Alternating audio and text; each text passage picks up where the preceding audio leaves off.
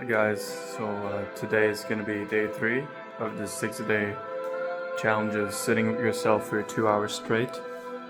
For today, my girlfriend and I, we plan to go to the woods and leave our phones and computers and whatever it is in the car so that, um, we just have to be with ourselves. Once again, it might not be sitting in a chair for 2 hours, but we're gonna walk, and we said we are going to do the no no no practice, which is basically that every time that a thought comes up, you just try and come back to your body, try not to go into the thought and get back to the present moment. So let's see how that goes, and probably gonna walk for 2 hours, maybe 3 hours. Let's see. So we arrived in the forest. It's quite a big one actually. It's like I don't know, like 4 by 6 kilometers or something. This is one of the entrances. It's like 6 o'clock in the evening. Let's see what happens. So this is like the post-forest discussion, let's say. So my girlfriend and I, we went to the forest, and we we went for like a walk of like 35 minutes, 40 minutes or something, and then we started to realize that actually the way we do spiritual practice or we connect to ourselves is actually quite different. And like for me, it's about connecting to nature and feeling what is happening inside my body, and for her it's more about expressing herself through art, music, things like that. So we didn't realize, like, is it actually a good idea to try and do spiritual practice together if you feel each time that we do it that basically all the times we notice that the way that we practice spirituality is quite different, the way that we connect to ourselves is different. Is it actually a good idea to always try and do things together if that means that we actually don't really feel connected to ourselves, because we're basically like changing our energy based on the other person, and that is something that in your blocks of, let's say, deep spiritual practice, which now is like some 2 hours a day, or at least 2 hours a day, which I try to do. But later I want to do, after this week's holiday, I want to do a little bit less, maybe 1 hour a day, 1 hour in the evening, maybe some 15 to 20 minutes in the morning as well. So we just realized, like, we were open about it, like, this doesn't really seem to work, that we do spiritual practice together, and that's okay. That doesn't have to mean that we can never be high energy together, because we have actually, like, the moments where we're high energy together were when, for example, we were doing like flaneuring, which is basically, it comes from the French word le flâneur, and it's the person that just like in like the cities like Paris, where the person is just like roaming around like a vagabond, like just like seeing where he ends up going. And that's something that both of us we really really like, and you can really get into high energy with that if you just like see where you go and see where you end up. But yeah, like, my girlfriend is not really a nature person, I'm more of a nature person, and so we just saw, like, this is not ideal. That's okay. Like, that doesn't mean that we can never be high energy together, and we had to really remind ourselves of that, because it felt like it doesn't really feel nice that we don't feel attracted towards the same spiritual practices. And so then we went back, and then it was already quite late in the evening, and I did a little bit of sitting still later that evening. Actually, now it's already the next day, but I'm still gonna do quite a bit of sitting this evening, and also try and focus on what I learn and what I can bring for you guys, also as some insights. So yesterday, what my girlfriend and I learned, also driving back, was that we probably had been neglecting a little bit of that spiritual side in both of us, because we felt that on all the other sides of life there was a very big match, and on the spiritual side there is also a match, but not when it comes to the specific spiritual practices. Like I went to a guru in India, and I did quite intense practices and some specific practices, and she likes more of a bit of the guided meditations, and expressing what is inside, and so I feel that we were open about it, like that instead of trying, because we've tried many times to practice spirituality together, and somehow when it was like some like a bit of a formal thing, it never really seemed to click, because we are just quite different when it comes to our spiritual practice. And what happened was that we ended up not really doing any spiritual practice at all. But then it was like, well, wait a second. Like, the fact that the both of us, don't practice the same spiritual practices doesn't mean that we cannot be in high energy together. Like if we just do some sort of daily or routine-based practice just separately, and then we bring the energies together, like the fruits of the practices, and that's what we said we were going to do. Because what would happen very often was that we were actually talking about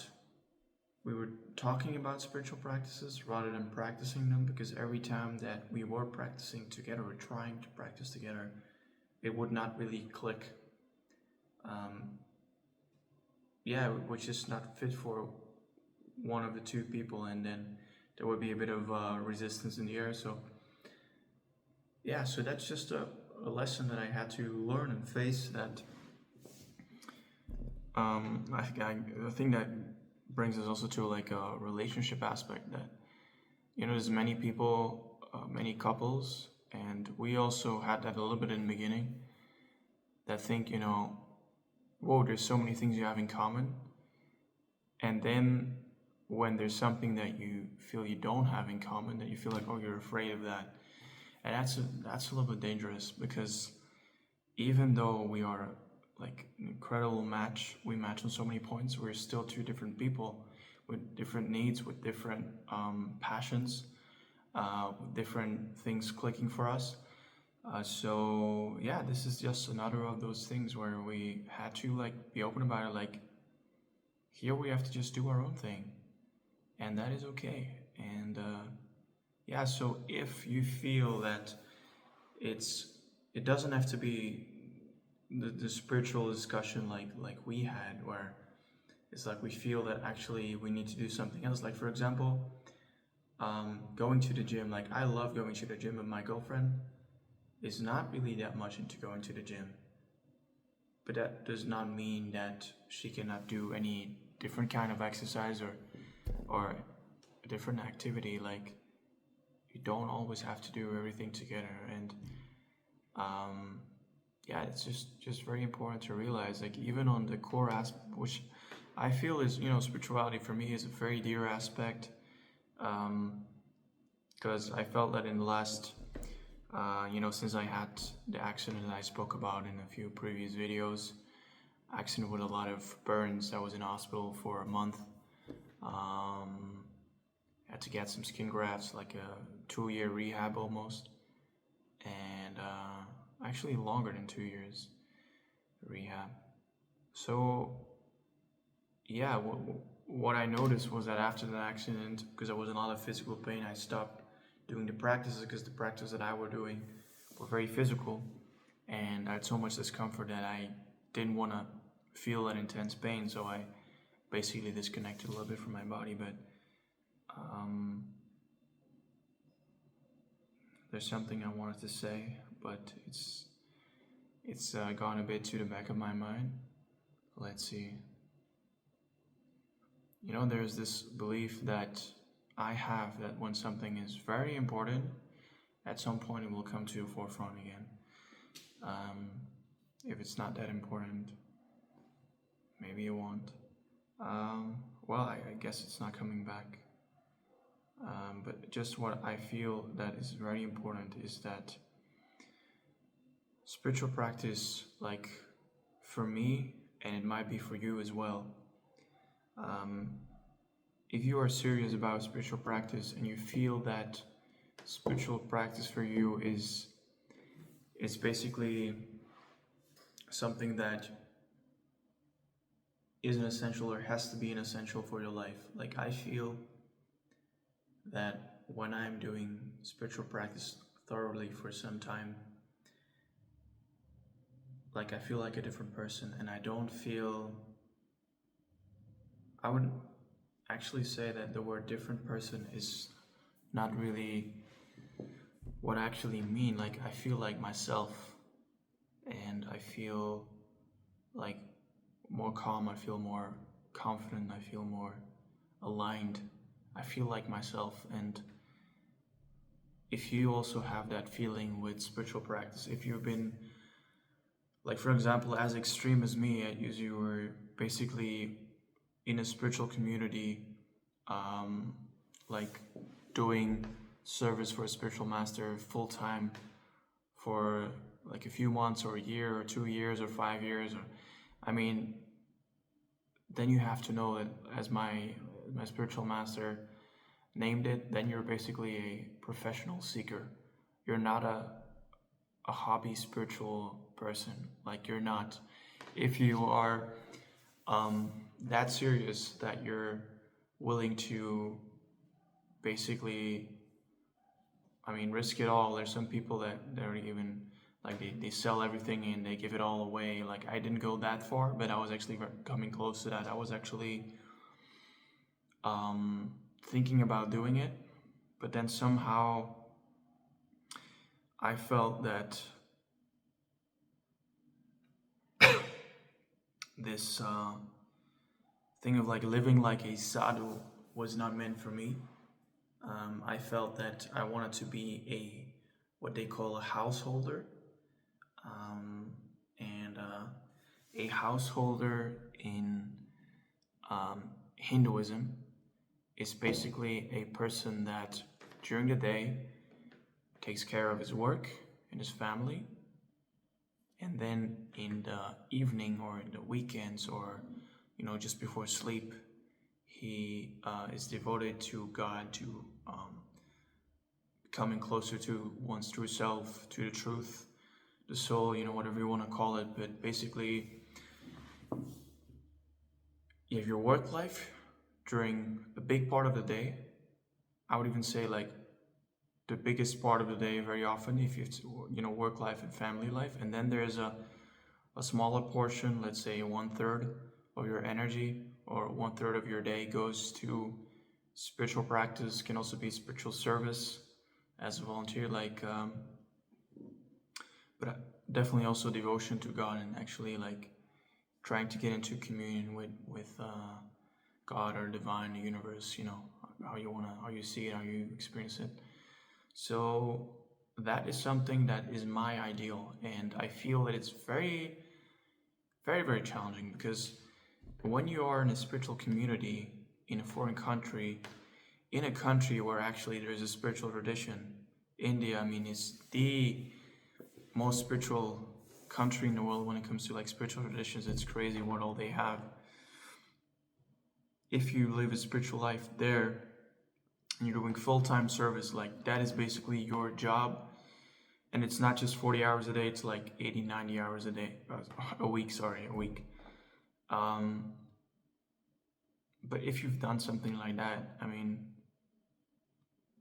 your life is like the insights that you gathered, the experiences that you gathered, like hopefully also the very like big breakthroughs that you had on a level of breaking down your ego, like that is something that you cannot forget. Like sometimes I noticed that since the last 2 years I've been living like a quote unquote normal person.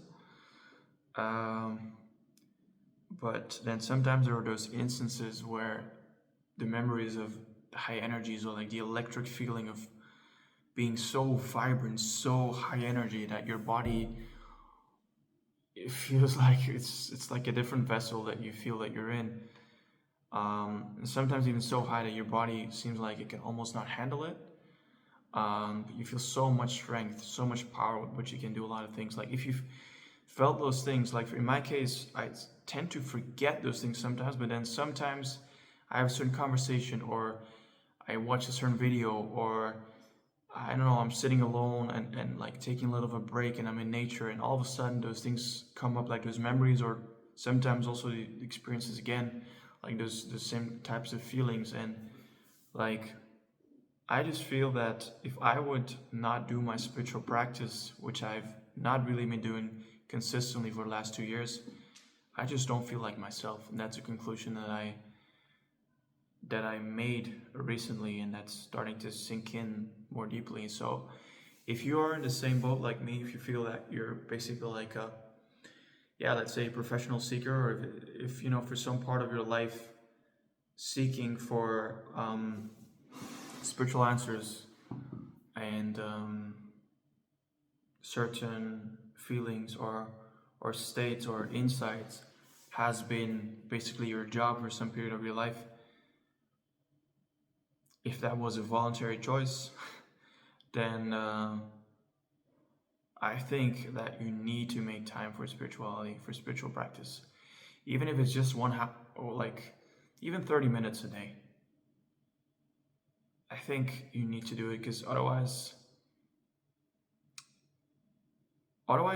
you can fall into the trap of being the spiritual knower who is, you know, a person who has experienced very deep states, high states, incredibly high energy, a lot of power, a lot of like electric high vibe, vibrancy, let's call it like that, but has not fully embodied it. Like I'm a person like that. I've been through very high states for not just a few seconds, like moments of high functioning, high energy, you know, acting out of little ego. I've been there now, sadly enough. Ego has crept in very strongly again, so it's a matter of bringing that down again. But you know, if you've been there but you've not fully embodied it, I guess embodying it is about probably like continuing to process and going deeper and deeper and deeper, being incredibly disciplined about it, being in an environment ideally also where there is little ego. But I have not gone there. I have not come to the point where I fully embodied being very low ego and being very high energy. I have not fully reached that point, and I saw it, you know, as soon as I brought my spiritual practices, my energy started to go down. And sometimes, you know, I was around people that were complaining a lot or like or even like gossiping a little bit. And you know, I started to notice that from time to time I started gossiping, or I started complaining a little bit here and there. Like, I never used to be a complainer, or let alone a gossiper. I was never a gossiper. But then I started to notice, like, hey, sometimes I'm actually even starting to gossip a little bit here and there. And then I was like, oh God, I've gone so far astray. Like, I've been, so estranged from my true self. And that's why, a couple days ago, I realized, like, oh, I'm so far away from myself, so let's change it. And I invite you to do the same thing. Like, if you feel like you've gone too far from yourself, grab yourself back and, self in a chair. I'm gonna do, today it's gonna be 2 hours of formal sitting. Actually, today, which is gonna be day 4. This video is day 3, but it's gonna be day 4. Yeah, I'm gonna put this chair somewhere over there. And yeah, I'm gonna do a bit of formal sitting. So I hope that you learned something from it, or that it gave you some food for thought about your own spiritual practices, maybe also your relationship. Like, you still are your own person, so take care of your needs as well. Don't become codependent. For me, it's a bit of a family trait, codependency, and I see it creep in a little bit with myself from time to time, and that's really not a good thing. It's a toxic thing. Like, you gotta get rid of it. Of course, it's a bit of a process, but sometimes you just have to be radical, and that's what is needed. And those times when I decided, like, I'm gonna go radical, those were usually times when I started to see, like, instant improvements. And so I wish you those as well. But for you guys, I want to tell you the same thing. It's not about constantly, like, endlessly watching videos on spirituality or endlessly talking about spirituality. It's, it can be a good start, to watch videos and get inspired. Then it's about practicing, and not just practicing once. Try and make it a consistent thing, practicing consistently, and then it can be excruciating at times. There was a person commenting on a video of day 1 who's saying, it's so hard to do it, and it is very, very hard, but it gets easier. It's like quitting sugar. Like, I was lucky enough that at some point in my life I was pre-diabetic, and I just had to cut sugar for my health, and I just did it instantly.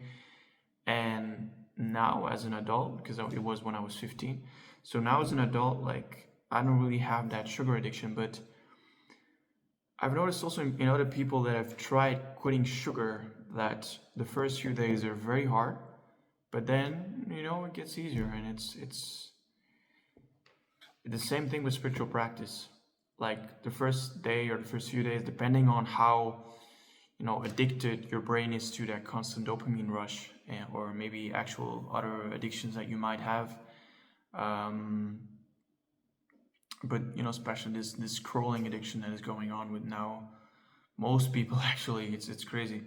So it might be very hard, but if you go through it, you will see that it's going to change your life. And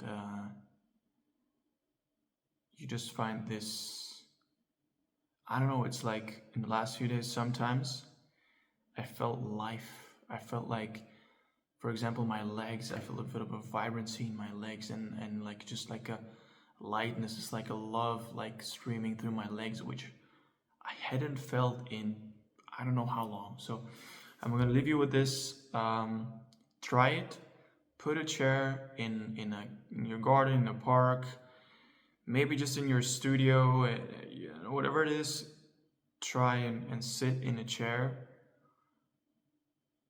for even just 30 minutes. But I invite you to do it for 2 hours, because mostly with me, like, the first 20, 30, sometimes even 40 minutes is the monkey mind, the monkey brain is constantly trying to distract you, and then you can start to relax a little bit. That's how it goes for me. And then if you keep sitting for that next 1.5 or 1 hour and 20 minutes, that is when the actual healing I feel is occurring. Like deeper stuff can come up. The first half an hour or 20 minutes, of course the time will get shorter as you practice more, but let's say the first half an hour, it's basically just like you getting out of that crazy dopamine state. And then, we can start to process emotions and like childhood things or like recent things, like trauma things, or like you can get clarity of mind. So what I noticed is that my mind has become very foggy in the last 2 years, and now I want to unfog it. Yeah, your body needs some time and space for it, so give it. Have a nice day, and yeah, I hope to hear from you and hear about how your practice went, your sitting. So yeah, have a nice day.